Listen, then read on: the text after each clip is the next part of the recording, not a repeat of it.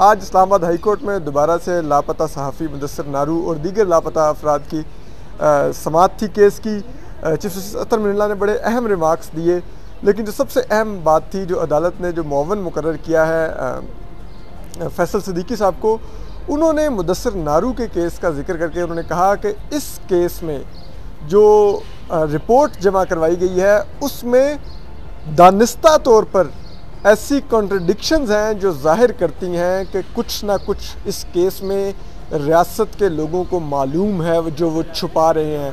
एक तरफ वो कहते हैं कि ये हादसाती तौर पर दरिया में डूब गए मुदस्सिर नारू, जबकि दूसरी तरफ वो कहते हैं कि मुदस्सिर नारू खुद जानबूझकर लापता हुए हैं, कहीं चले गए हैं। तो इसका मतलब है इस रियासत को कुछ मालूम है जो ये नहीं बता रही। तो इस पर मुदस्सिर नारू की वालदा ने भी बात की अदालत से। उन्होंने मुकालमा करते हुए कहा कि मेरा बेटा ने कोई जुर्म नहीं किया हुआ। तमाम माएँ अपने बच्चों को सच बोलना सिखाती हैं, तो अगर मेरा बेटा सच बोलता है तो ये उसका इतना बड़ा जुर्म है कि आज 4 साल हो गए हैं मैं उसको ढूंढ रही हूँ, लेकिन उसका कोई इल्म नहीं, कुछ बताया नहीं जा रहा। तो हम बात करते हैं 4 साल सच्चल भी आए हुए हैं, आज फिर अदालत में ये फैसलाबाद से ट्रैवल करके आते हैं हमेशा, और अब फिर मौजूद हैं। तो आइए ज़रा इनसे बात करते हैं। आंटी, आप बताएंगी कि क्या आज अदालत से आपने जो आज रिमार्क्स हुए, और ख़ुद चीफ जस्टिस ने भी कहा कि आप उस क्रेडिबल इंफॉर्मेशन है जिस पर ज़रूर एक्शन लिया जाना चाहिए, वो क्रेडिबल इंफॉर्मेशन आपने एक मेजर साहब और एक कर्नल साहब का नाम और नंबर शायद वज़ीर-ए-आज़म को भी दिया था, वो क्या इंफॉर्मेशन है? वो यही थी कि मैंने उनको बताया था वज़ीर-ए-आज़म को कि ये मेजर साहब हैं जिन्होंने हमें बताया है। उन्होंने कहा था कि किसी कर्नल ने उन्हें कहा है कि बताओ उनकी फैमिली को कि वो ठीक है, परेशान ना हो, उसको जल्द छोड़ दिया जाएगा। तो हम खामोश रहे।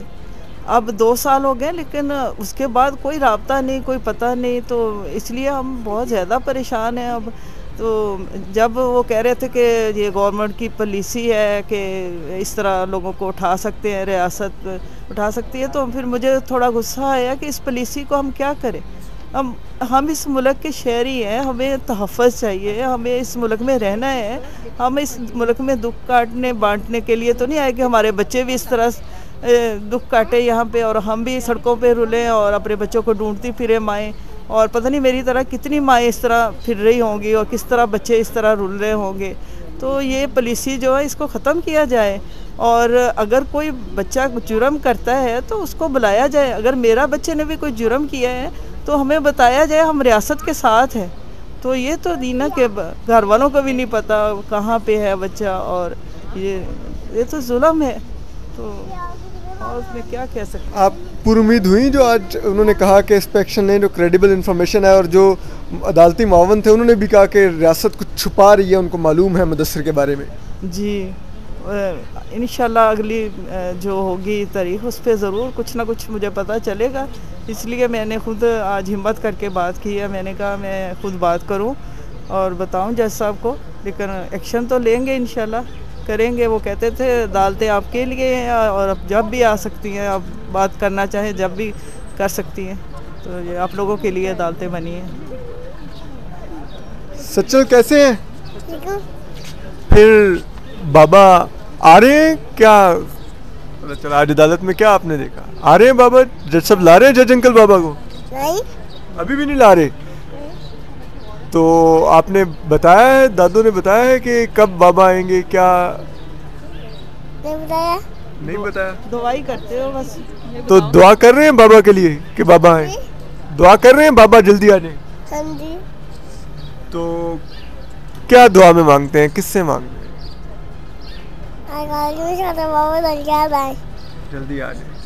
चले, हमारे साथ मुदस्सिर नारू की जो वकील हैं ईमान मज़ारी, वो भी मौजूद हैं, और लापता अफराद का डे 1 से जो इशू लेके चल रही हैं, जिनके अपने शोहर भी लापता हैं पिछले तकरीबन 18 साल से, वो मौजूद हैं। आमना मसूद जंजुआ साहिबा।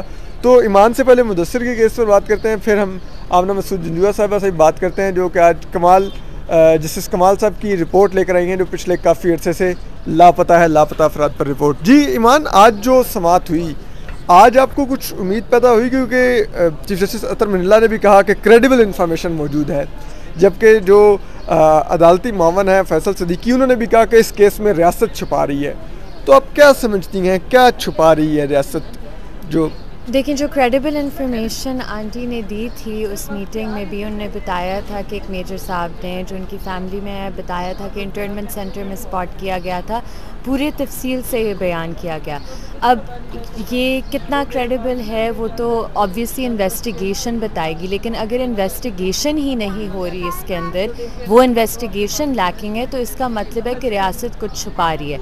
अब जो जबरी गुमशुदगियों के केसेस होते हैं वो एक ख़ास नौइयत के केस इसलिए होते हैं बिकॉज़ उसमें एक स्टेट की तरफ से डिनायल ऑफ इंफॉर्मेशन होता है, इसलिए कोई अकाउंटेबिलिटी नहीं होती। और इतना जब आप टाइम ज़ाया करते हैं तो आप परपेट्रेटर्स को शील्ड करते हैं, उन्हें टाइम देकर कि वो जो भी चाहे एक्सट्रैक्ट करें इंफॉर्मेशन, टॉर्चर के ज़रिए एक्स्ट्रा जुडिशल एक्सिक्यूशन क्यों ना कर दे। तो ये जो इम्प्यूनिटी है इसे ख़त्म करने की ज़रूरत है, और अगर हमें कोई भी उम्मीद है तो वो सिर्फ इस अदालत से ही है, हमें रियासत के बाकी इदारों से कोई उम्मीद नहीं है। ठीक है, आमना मसूद जूनियर साहबा, आपने भी बात की, आपने जब चीफ जस्टिस अतर मिर्ज़ा ने कहा कि एक मौका और देना चाहिए इस हुकूमत को, तो आपने कहा कि शरीफ ख़ानदान 2008 से हुकूमत में है, इन्होंने हमें लाहौर भी बुलवाया था, मॉडल टाउन जाके मैंने ब्रीफिंग भी दी, लेकिन इन्होंने मजम्मत के अलावा कुछ नहीं किया। तो जिस पर चीफ जस्टिस अतर मिर्ज़ा ने कहा कि मजम्मत तो जनाब मुशर्रफ ने भी कर दी थी, लेकिन बाद में किताब में माना भी कि लापता करना लोगों को उनकी पॉलिसी थी। तो अब आपको कोई उम्मीद है, जो चीफ जस्टिस अतर मिर्ज़ा ने कहा है कि एक मौका और दे के देखते हैं, जो नई हुकूमत आई है वो बताए कि उनकी क्या इस बारे में पॉलिसी होगी? बिल्कुल, जो शहबाज शरीफ साहब को याद दिलाने की ज़रूरत है कि इस मौके पर 2012 में आप कैंप में आए थे, आप दोनों भाई, आप आके रोए थे, आपने लोगों के सरों पे हाथ रखा था, आपने उनके बच्चों को दिलासा दिया था, बल्कि आपने ये तक खुशखबरी सुनाई थी कि अगर हमें हुकूमत मिलेगी 2013 के इलेक्शंस के बाद, तो हम उन कैद खानों के दरवाज़े खोलेंगे और हम एक नया सूरज तुलू करवाएंगे। तो वो इस तरह की उन्होंने खुशखबरियाँ दी थी, तो उनको याद करवाने की ज़रूरत है। 2008 में इन्होंने 100 फैमिलीज़ को अपने घर बुलाया था, उनको खाना खिलाया था, उनकी कहानियाँ अलग अलग सुनी थी, और उसमें भी बहुत ज़्यादा ये मतलब इम्प्रेस हुए थे और इसकी मजम्मत की थी कि ये कैसा पाकिस्तान है, ये क्या फ़लस्तीन है, कि फ़लस्तीन में माएँ अपने बच्चों की तस्वीरें उठा के रो रही होती हैं। तो उन्होंने पाकिस्तान को फ़लस्तीन से तशबीह दी थी। तो मगर ये कि सिर्फ ये उनके याद दिलाने को भी कोई डेडलाइन देनी चाहिए, और मैं समझती हूँ कैबिनेट की सरबराह तो वज़ीर आज़म ख़ुद हैं, तो वज़ीर आज़म को ये कहना चाहिए कि आप इस मसले का हल तलाश करें। पॉलिसी उनकी क्या है? पॉलिसी तो उनकी वही होगी जो पीछे से चली आ रही है, क्योंकि मेरे ख्याल में जबरी गुमशुदगी की पॉलिसी फेडरल गवर्नमेंट नहीं बनाती, बल्कि वो आर्मी और सीक्रेट एजेंसीज़ बनाती हैं। तो वो पॉलिसी तो चेंज नहीं हो रही ना, हमें आज भी मार्च में भी 76 लोग डिसअपीयर हुए हैं, तो पॉलिसी इज़ द सेम। उनको ये कहने की ज़रूरत है कि आप इसकी मजम्मत करते थे और इसके हल के लिए आपकी क्या तजावीज़, और वो जो तजावीज़ इस कमीशन की रिपोर्ट में मौजूद हैं, जो कि लापता अफराद के लिए कायम किए गए इंक्वायरी कमीशन की रिपोर्ट ही लापता हो गई थी, आप लेकिन लेके आई हैं जस्टिस कमाल मंसूर से जो है वो ये देखिए आप, ये कॉन्फिडेंशियल हो गए हैं वो पेजेस, जिसमें कि इसका हल लिखा हुआ था, ये लिखा हुआ था कि ये क्यों होता है, कौन लोग करते हैं, और ये किस तरीके से इस मसले का हल निकाला जा सकता है। क्लासिफाइड करके उन्होंने पेजेस ही ब्लैंक कर दिए हैं। और ये 2010 में ये रिपोर्ट लिखने के बाद जस्टिस कमाल मंसूर आलम का हार्ट अटैक से इंतकाल हो गया था। तो इसका इतना प्रेशर था उनके ऊपर, वो एक ज़ाहिर है कि एक बूढ़े और एक बीमार आदमी थे, कि ये रिपोर्ट लिखने के बाद उनको हार्ट अटैक हो गया था। और वो जब ये अदालत में पेश की गई सुप्रीम कोर्ट में, तो उसके बाद ये रिपोर्ट दफन हो गई। उसका ना कभी कहीं हवाला दिया गया और ना इसकी मुंदरजात को से इस्तेफादा किया गया। तो इस अदालत से मैंने सदा की है कि जो इसमें जो कॉन्फिडेंशियल पार्ट है वो आप सुप्रीम कोर्ट से रिट्राइव करवाएं और उसमें देखें कि उसमें क्या लिखा हुआ है। ये मंजर आम पे आनी चाहिए। बहुत शुक्रिया। हमारे साथ मौजूद थी आमना मसूद जिंदुआ साहिबा भी, मुदस्सिर नारू की वालदा सच्चल और ईमान मज़ारी मौजूद थे। बात यह है कि यहाँ पर कहा जा रहा है कि हुकूमत तब्दील हुई है तो इस हुकूमत को एक मौका दिया जाना चाहिए, लेकिन जो हुकूमत अफराद लापता करती है, पाकिस्तानी शहरी लापता करती है, वो तो कभी तब्दील नहीं हुई, वो वहीं पर मौजूद है। देखा ये जाना चाहिए कि उनको अकाउंटेबल कौन करेगा, उनका फ़ैसला कौन करेगा। पॉलिसी उनकी है लोगों को लापता करने की। साबिक अटॉर्नी जनरल खालिद जावेद खान भी ये अदालत में कह चुके हैं कि किसी civilian head of the state की पॉलिसी नहीं थी अफराद लापता करना। तो सबको मालूम है अफराद जो पाकिस्तानी शहरी लापता हो रहे हैं उनको कौन लापता कर रहा है। तो देखते हैं अगली समाअत में अदालत क्या उनको भी अकाउंटेबल ठहराती है कि नहीं।